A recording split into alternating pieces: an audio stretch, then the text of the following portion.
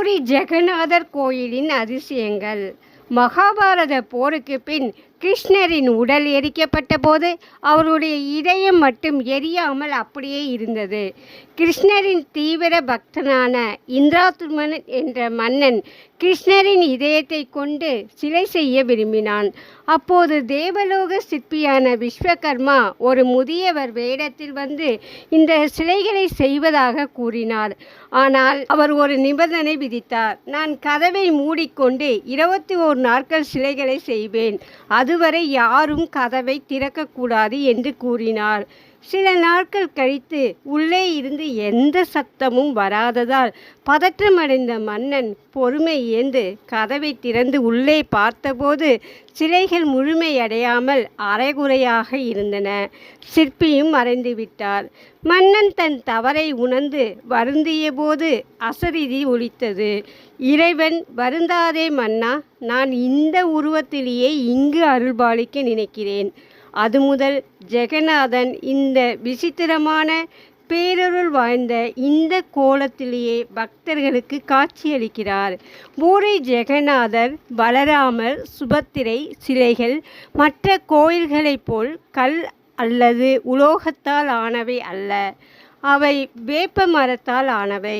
மனித உடல் வயதாவது போல் இந்த மரச்சிலைகளும் சிதைவடைவதால் 12 முதல் 19 ஆண்டுகளுக்கு ஒருமுறை புதிய சிலைகள் செய்யப்பட்டு பழைய சிலைகள் அடக்கம் செய்யப்படுகின்றன. பிரம்ம பதார்த்தம் இந்த சடங்கின் முக்கியமான தருணம்.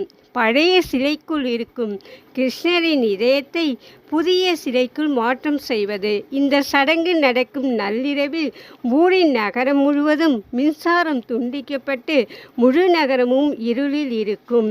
கண்கட்டிய பூசாரி. கருவறைக்குள் செல்லும் முதன்மை பூசாரியின் கண்கள் துணியால் கட்டப்பட்டிருக்கும். கைகளில் தடித்த உறைகள் அணிந்து கொள்வார். அந்த பிரம்ம பதார்த்தத்தை அவர் பார்க்கவோ வெறும் கையால் தொடவோ கூடாது. பூசாரியின் உணர்வு நிலை. ஓர் உயிர் கைகளில் துடிப்பது போன்ற அதிசயம் இன்றும் நடக்கிறது பூரி ஜெகநாதர் கோயிலில். ஆண்டுதோறும் ரத யாத்திரையின் போது 3 பிரம்மாண்ட தேர்கள் புதிய மரங்களை கொண்டு தயாரிக்கப்படுகிறது. ஜெகநாதரின் தேர் நந்திகோசா மஞ்சள் நிறமும் சிவப்பு நிறமும் பயன்படுத்தப்படுகிறது. பலராமரின் தேர் தலத்வாஜா பச்சை நிறமும் சிவப்பு நிறமும் பயன்படுத்தப்படுகிறது. சுபித்திரையின் தேர் தேவதாளனா கருப்பு நிறமும் சிவப்பு நிறமும் பயன்படுத்தப்படுகிறது. ஜாதி மத வேதமின்றி பிரபஞ்சத்தின் அதிபதியான ஜெகநாதரை அனைவரும் தரிசிக்கவே அவர் ஆண்டுக்கு ஒரு முறை ரதத்தில் ஒடிசா மாநிலத்தில் உலக புகழ்பெற்ற பூரி ஜெகநாதர் கோயில் அறிவியல் விதிகளுக்கு சவால் விடும் தினந்தோறும் பல ஆன்மீக அதிசயங்களை நிகழ்த்துகிறது. சமையலறை அதிசயம். கோயிலின் சமையலறையில் விறகு அடுப்பின் மீது ஒன்றன் மேல் ஒன்றாக 7 மண் பாத்திரங்களை அடுக்கி வைத்து உணவு சமைப்பார்கள். என்ன அதிசயம், என்ன ஆச்சரியம்! உச்சியில் இருக்கும் 7வது பாத்திரத்தில் உள்ள உணவுதான் முதலில் வேகும். அதன் பின் வரிசையாக கீழ் நோக்கி உணவு வெந்து கொண்டே வரும். சுதர்சன சக்கரம். கோயிலின் கோபுரத்தின் உச்சியில் 8 உலோகங்களாலான பிரம்மாண்டமான சுதர்சன சக்கரம் நிறுவப்பட்டுள்ளது. பூரி நகரில் எந்த பகுதியில் நின்று எந்த திசையிலிருந்து பார்த்தாலும் அந்த சக்கரம் நேராக நம்மை பார்த்து கொண்டிருப்பது போலவே வடிவமைக்கப்பட்டுள்ளது. கொடி பறக்கும் விசித்திரம். பூரி ஜெகநாதர் கோயில் கோபுரத்தின் உச்சியில் கட்டப்பட்டுள்ள கொடி எப்போதும் காற்று வீசும் திசைக்கு எதிர் திசையிலே பறக்கிறது. தினசரி கொடி மாற்றுதல்.